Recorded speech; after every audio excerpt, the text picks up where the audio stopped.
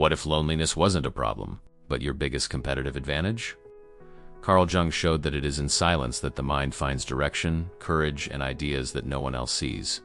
Stick around until the end and discover how to turn alone time into a daily superpower. We live in a time where being alone has become synonymous with failure. Everyone chasing approval, likes, empty connections. But Jung discovered something revolutionary. The most powerful people are not the ones who speak the loudest. They're the ones who know when to be silent. While most get lost in the outside noise, you may be developing an inner strength that no one can touch. Solitude is not about running away from the world. It's about creating a sacred space where your mind can work without interference. It's where life-changing ideas are born, where you develop the courage to say no to what doesn't serve and yes to what really matters. Jung called this individuation, the process of becoming who you really are, not who others want you to be. 1. The social lie. Society sold you a gigantic lie, that being alone is a sign of failure, that successful people are always surrounded, always connected, always available. Jung found that this is the exact opposite of the truth. The most powerful minds in history were masters of solitude. Think of the great innovators, the leaders who changed the world. They weren't partying every night or texting all day. They were in their laboratories, offices, solitary walks, processing information that most of them can't even see. Einstein developed the theory of relativity on long walks alone. Tesla made his discoveries in moments of deep mental isolation. The social lie works like this. They convince you that you need to always be plugged in so you don't miss opportunities. That being alone is antisocial, strange, problematic. Result? You are always chasing external approval, spending precious mental energy on empty talk, superficial relationships, and activities that add nothing to your evolution. Jung called this living in the collective unconscious, following patterns that are not yours. You act like everyone else acts, you think like everyone else thinks, and in the end you get the same mediocre results that everyone else gets. Solitude breaks this vicious cycle. When you consciously choose moments of isolation, you are doing something revolutionary, prioritizing your psychic energy. It is saying no to external noise and yes to internal development. This bothers people because it exposes their emotional dependence. They need constant validation, you don't. The truth is that solitude is a luxury that few can afford. Not because it costs money, but because it requires courage. Courage to face your own thoughts without distraction.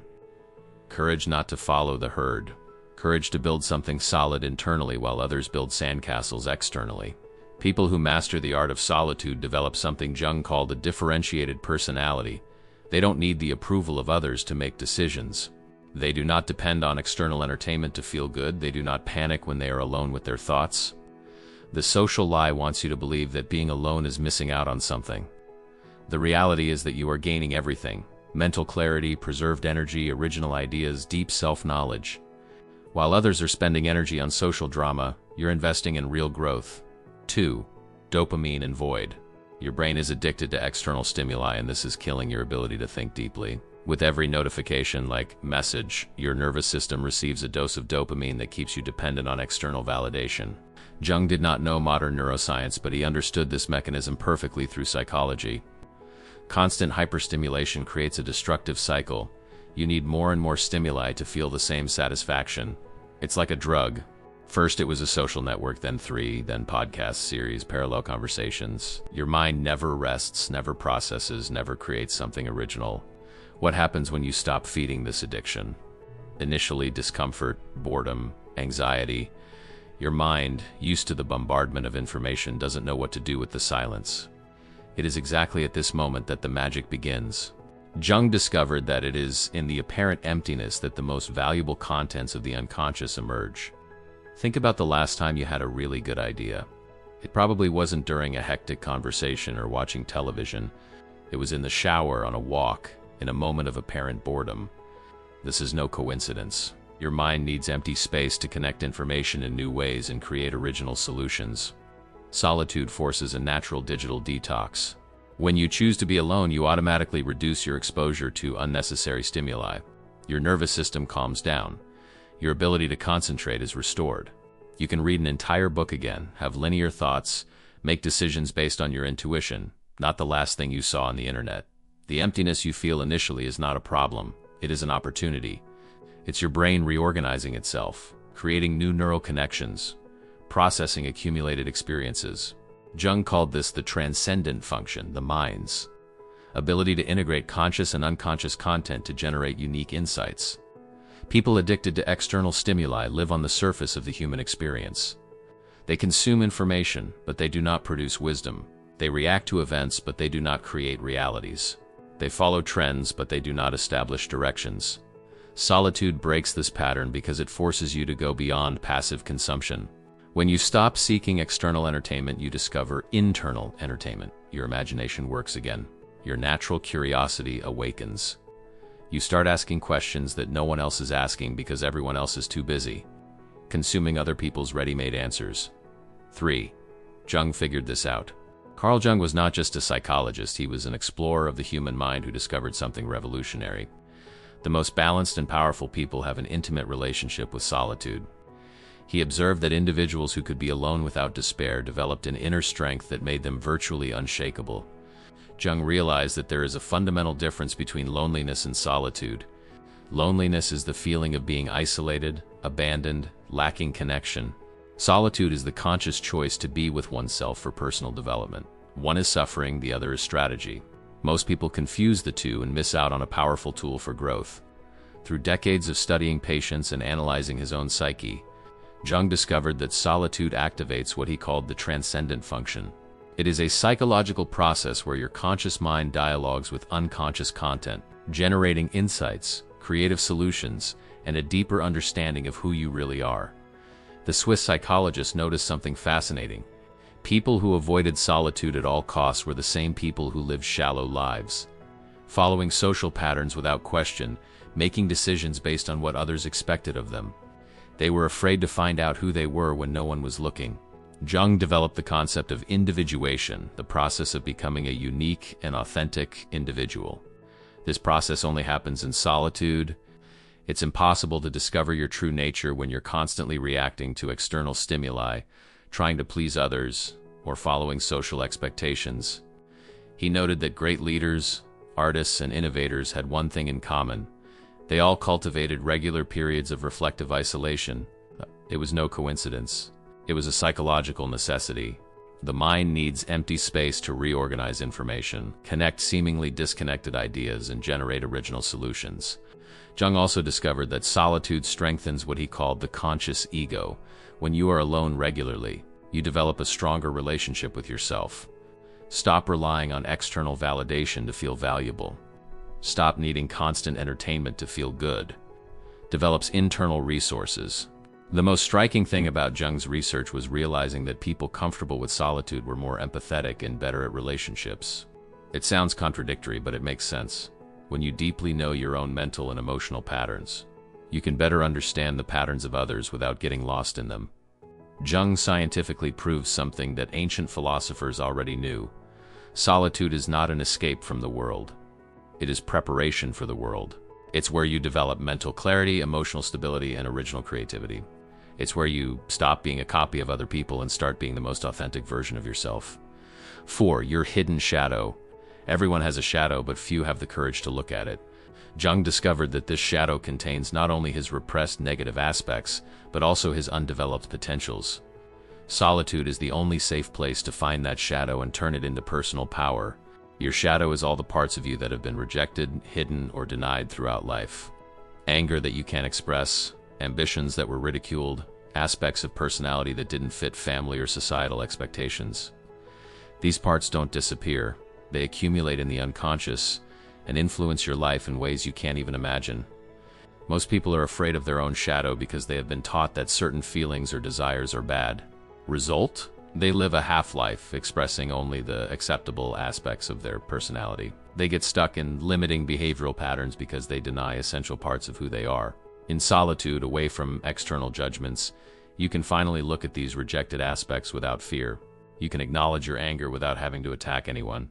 You can accept your ambitions without being called arrogant. You can explore your creativity without fear of criticism. The shadow stops being an enemy and becomes an ally. Jung noticed that people who consciously integrated their shadow became more authentic, creative, and powerful. They stopped projecting onto others what they denied in themselves. They stopped judging so much because they accepted their own complexity. They developed a more solid presence because they weren't wasting energy hiding parts of themselves. Shadow work only happens in solitude because it requires brutal honesty with oneself. You need to admit thoughts you would never say out loud, acknowledge motivations you'd rather ignore, accept aspects of your personality that have been labeled as unacceptable. This is impossible when you are concerned about the opinion of others. Solitude offers the safe space for this encounter. No audience, no judgments, no need to maintain an image. You can be completely honest about who you are, not just who you should be. This radical honesty is the first step towards real transformation. When you integrate your shadow, something magical happens. You stop being afraid of yourself. Stop avoiding situations that could awaken unacceptable aspects of personality. Stop living defensively. You begin to live more fully, expressing the full range of human experience in a conscious and balanced way. The integrated shadow becomes a source of creative energy and personal power. That pent-up anger turns into determination. That hidden ambition becomes healthy motivation. Those unacceptable aspects become unique characteristics that differentiate you from the mass. 5. Energy that no one steals. Your psychic energy is the most valuable resource you have, but most people don't know that it's constantly being drained by emotional vampires masquerading as normal relationships. Jung discovered that solitude is not just rest, it is active protection of your most precious life force. Think of your energy as a battery. Every social interaction, every unnecessary conversation, every other person's drama that you absorb is consuming that battery. People who are always connected, always available, always helping others, reach the end of the day completely exhausted. It's not a coincidence, it's a consequence of not protecting your energy. Jung observed that individuals who cultivated solitude developed what he called the psychic economy. They learned to invest energy consciously, not waste it on activities that didn't add real value to their lives. They knew when to spend and when to preserve. How an experienced investor manages his capital. Solitude works as an energetic shield. When you're alone, your energy isn't being pulled in multiple directions. It is not being influenced by the moods of others, by social expectations, by daily dramas. Your mind can reorganize, your inner resources can be restored, your life force can focus on goals that really matter. There is a brutal difference between people who protect their energy and people who waste it. The former have a strong presence, laser focus, and the ability to make clear decisions even under pressure. The latter live in reactive mode, always tired, always confused, always dependent on the opinion of others to know what to do. Jung realized that psychic energy follows specific laws. When you disperse it into superficial activities, it depletes quickly and regenerates slowly. When you focus it on meaningful activities during periods of solitude, it multiplies. It's like the difference between burning money and investing money. Solitude teaches you to recognize who and what drains your energy. That friend who only calls when he has problems. That colleague who turns any conversation into a complaint. Those social activities that you do out of obligation, not pleasure. When you have regular periods alone, you are more sensitive to these energy losses. People who master energetic protection through solitude develop something that Jung called psychic autonomy. They don't need the energy of others to feel good. They don't panic when they're alone. They don't feel obligated to always be available to everyone. They have enough internal resources to sustain their well-being. Protected energy becomes concentrated energy. Instead of being scattered across 1,000 superficial activities, it is available for important projects, meaningful relationships, long-term goals. You stop putting out other people's fires and start building something solid for yourself. 6. Ideas that are worth gold. Creativity is not born in social chaos, it is born in the silence of the organized mind. Jung discovered that the most valuable ideas emerge when you create enough mental space for unconscious connections to become conscious. Solitude is the laboratory where your mind produces insights that can change your life and even the world. Think about the times when you had your best ideas. It probably wasn't during a noisy meeting or a hectic party. It was on a solitary walk, in a relaxing bath, in a moment of apparent boredom. This is because your mind needs stillness to access deeper layers of mental processing. Jung called this undirected thinking, unlike the logical, linear thinking we use to solve everyday problems. Undirected thinking allows seemingly unconnected information to combine in unexpected ways. It's like a creative chef mixing ingredients that no one thought to combine before. Solitude offers the ideal conditions for this kind of thinking. Without external distractions, your mind can wander freely, making associations that directed thought would never make. It can connect a childhood experience with a current problem, an old reading with a present opportunity, a dream with a practical solution. Great innovators understood this intuitively. Einstein took long solitary walks to develop his theories. Darwin spent hours alone in his garden thinking about evolution. Steve Jobs practiced solitary meditation to clear his mind before important decisions. They knew that creativity needs room to breathe. The difference between creative people and ordinary people is not natural talent, it is discipline to create suitable conditions for creativity. Most squander their creative potential because they never give the mind a chance to work in deep mode. It is always consuming information, never processing, never creating. Jung observed that solitude activates what he called active imagination. It's a state of mind where you're not just thinking about problems, you're allowing solutions to emerge naturally from the unconscious. It is like planting mental seeds and giving them time to germinate without interference. Ideas that are born in solitude have a different quality than ideas that are born in group brainstorming. They are more original because they have not been filtered by the opinions of others. They're more authentic because they reflect your unique perspective. They are more valuable because they connect information that only you have in the way that only you can connect. When you cultivate creative solitude, you stop being a passive consumer of other people's ideas and become an active producer of your own ideas. Stop following trends and start creating trends.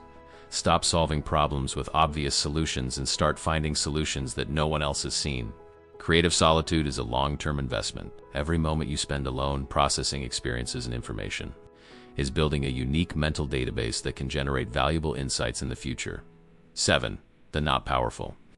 The word no is one of the most powerful tools you have, but most people are afraid to use it. Jung found that individuals who master the art of saying no develop an inner strength that makes them virtually immune to external manipulation and control. Solitude teaches you when and how to use this power. People who don't know how to say no live lives that aren't theirs. They accept invitations they don't want, they take on responsibilities that aren't theirs. They participate in activities that drain their energy. They do this because they have been conditioned to believe that saying no is selfishness, rudeness, or rejection. In fact, it's intelligent self-preservation. Solitude gives you clarity about your real priorities. When you spend time alone, away from social pressure and the expectations of others, you can identify what really matters to you. This clarity makes the no easier because you know exactly what you're saving your yes for. Jung noticed that people who cultivated solitude developed what he called conscious differentiation. They knew how to distinguish between their own needs and the needs projected by others. They knew when they were being emotionally manipulated into doing something they didn't want to do. The powerful no is neither aggressive nor defensive. It is calm, firm, and definitive. It comes from a place of self-knowledge, not anger or fear. People who have mastered this art don't have to justify their decisions excessively or feel guilty about protecting their time and energy. Solitude teaches you that you are not responsible for the happiness of others. This is a revolutionary lesson for those who were raised believing that they should please everyone all the time. When you understand that each person is responsible for their own emotional life, the no becomes a tool of liberation, not guilt. There is a fundamental difference between people who know how to say no and people who don't. The former have intentional lives, healthy relationships, meaningful projects. The latter have reactive lives, unbalanced relationships, busy schedules of activities that they did not consciously choose. Jung observed that the conscious no strengthens the conscious yes. When you stop accepting everything automatically, your positive choices gain more weight and meaning. When you say yes to something, it's because you really want to, not because you feel obligated. Solitude gives you the courage to face the disapproval that can come after a no. When you have a solid relationship with yourself, the negative opinion of others loses much of its power over you. You understand that some people are going to get upset when you set boundaries, and that's their problem, not yours. The powerful no is especially important in relationships. People who can't say no attract individuals who take advantage of this trait. They develop unbalanced relationships where they always give more than they receive. Solitude teaches you to recognize these patterns and break them. When you master the art of no, your life becomes lighter, more focused, more authentic. You stop carrying the weight of other people's expectations and start building an existence based on your own conscious choices. 8. Armored intuition. Your intuition is an indoor navigation system more accurate than any GPS, but it only works when you create the right conditions to hear it. Jung discovered that solitude is essential for developing and trusting that inner wisdom that can guide you through life's most complex decisions. Intuition is not mysticism, it is unconscious processing of information. Your mind is constantly picking up subtle signals, patterns, connections that your rational consciousness cannot process immediately. In solitude, these unconscious processes can emerge as insights, presentiments, inexplicable certainties that turn out to be correct. Most people have lost touch with intuition because they live in constant survival mode. Always reacting to external stimuli, always consuming information, always following the opinion of the majority. In this state of hyperstimulation, the subtle signals of intuition are completely drowned out by mental noise. Jung noticed that individuals who cultivated regular periods of solitude developed a keen sensitivity to these internal cues. They could feel when a person was untrustworthy, when an opportunity was a trap, when a decision was aligned with their deep values. Solitude teaches you the difference between fear and intuition. Fear is emotional, reactive, based on traumatic past experiences. Intuition is neutral, informative, based on current processing of subtle data. When you're alone on a regular basis, you can distinguish between these two types of internal signals. People with developed intuition make better decisions because they have access to information that rational analysis alone cannot provide. They can assess people's character quickly, identify opportunities that others don't see, avoid problematic situations before they become obvious. Armored intuition is one that does not allow itself to be influenced by external pressure. When you develop confidence in your inner wisdom through solitude, you stop second-guessing your perceptions just because others disagree. Understands that you have access to information that others do not. Jung observed that intuition is strengthened with conscious use. The more you pay attention to your hunches and act on them, the more accurate they become. It's like exercising a muscle. The more you use it, the stronger it gets. Solitude offers the ideal environment for this exercise. Developed intuition protects you from manipulation, because you can sense when someone is trying to influence you dishonestly. He can perceive incongruities between what people say and what they really feel. It develops a kind of internal lie detector. When your intuition is shielded, you stop relying excessively on the opinions of others to make important decisions. Stop obsessively researching all possible options before taking action. Develop confidence in your ability to navigate through life using your inner wisdom as your main compass. Solitude teaches you that intuition is not impulsiveness. It is a sophisticated form of information processing that considers factors that the rational mind may not be consciously picking up. It is a tool for survival and prosperity that has evolved over millions of years. 9. Invisible borders. The most respected people in the world are not the ones who shout their limits. They are the ones who silently establish them through presence and behavior. Jung discovered that solitude teaches you to create invisible psychological boundaries that protect your energy, time, and peace of mind without needing dramatic confrontations. Invisible borders are different from defensive walls. Walls isolate you from the world. Borders select what can enter your life and what should be left out. They are like sophisticated filters that allow the passage of what adds value and block what drains energy. Solitude teaches you how to calibrate these filters accurately. Most people have no borders. They have reactions. When someone invades their emotional space, they explode, aggressively defend themselves, or passively submit. People with invisible borders simply do not allow the invasion. Not through conflict, but through conscious presence and deliberate choices. Jung noticed that individuals who spent time alone developed a keen sensitivity to detecting when their boundaries were being tested. They could sense when someone was trying to manipulate them emotionally, when they were being pressured to do something they didn't want to do, when their energy was being drained unnecessarily. Solitude teaches you that you don't need to explain or justify your boundaries to anyone. When you know who you are and what you want, your choices become natural, not defensive. You're simply not available for certain conversations, activities, or relationships, and it doesn't need to be announced dramatically. Invisible boundaries work through behavioral consistency. When you always act according to your values and priorities, people learn what to expect from you. They stop trying to convince you to do things that don't align with who you are because they know it won't work. The difference between people with healthy borders and people without borders is stark. The former have balanced relationships, focused projects, preserved energy.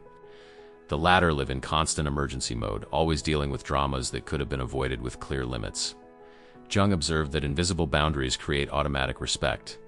When you demonstrate through behavior that you value your time, energy, and peace of mind, others begin to value it as well. When you don't value these resources, no one else will. Solitude gives you clarity about where your boundaries should be, away from social pressure and the expectations of others. You can identify what really bothers you, what drains your energy, what compromises your values. This clarity makes setting boundaries more natural and less confrontational. People with invisible borders are not cold or antisocial. They are selective and intentional. They consciously choose where to invest their emotional energy.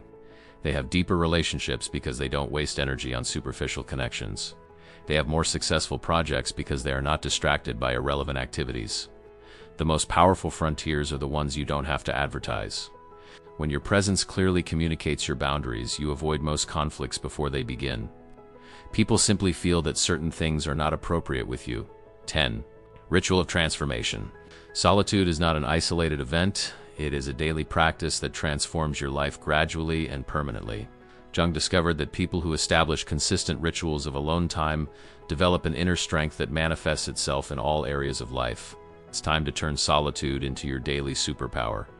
Start with 15 minutes every morning. Before you check your phone, before you talk to anyone, before you consume any outside information. Just you, your thoughts, and the silence. In those 15 minutes, your mind can get organized, process what happened the day before, prepare for what's to come. The morning ritual of solitude works as a psychological vaccine. When you start the day connected with yourself, you are more resistant to the external pressures that will come throughout the day. Your decisions are more aligned with your values. Your reactions are more conscious. Your energy is more protected. Jung realized that real transformation happens through conscious repetition, not one-off dramatic changes. Each moment of solitude is like a drop of water that, repeated consistently, can sculpt mountains. The key is constancy, not intensity. Create a physical space dedicated to your practice of solitude. It can be a corner of the room, a specific chair, a place in nature. The important thing is that it is a place where you feel safe to be completely honest with yourself. This space becomes sacred through consistent use. During your moments of solitude, practice what Jung called floating attention. Don't force specific thoughts, just observe what emerges naturally in your mind. It can be worries, creative ideas, memories, insights into relationships. Everything is valid. Nothing should be judged or rejected. Keep a journal of the insights that arise during solitude. It doesn't have to be elaborated, just a few sentences about what you perceived, felt, or understood. This record helps you identify patterns, track your growth, and value the process of self-knowledge. Protect your solitude ritual as you would protect an important appointment. Don't cancel for convenience. Don't substitute for other activities. Don't allow others to invalidate your need for alone time. This protection communicates to yourself and others that your inner development is a priority. Jung observed that people who maintained consistent solitude rituals developed what he called an integrated personality. They weren't one person at work, another at home, another with friends. They were consistently authentic because they knew who they were deeply. The transformation ritual has no end date. It is a lifelong investment in your personal development. Each day you practice, you are strengthening your ability to navigate life with clarity, purpose, and authenticity. You're building a solid relationship with the most important person in your life, yourself. Solitude ceases to be something you do and becomes something you are. A person who values reflection, who trusts in their own wisdom, who does not need the constant validation of others to feel complete. This is the true superpower that Jung discovered and that you can now develop.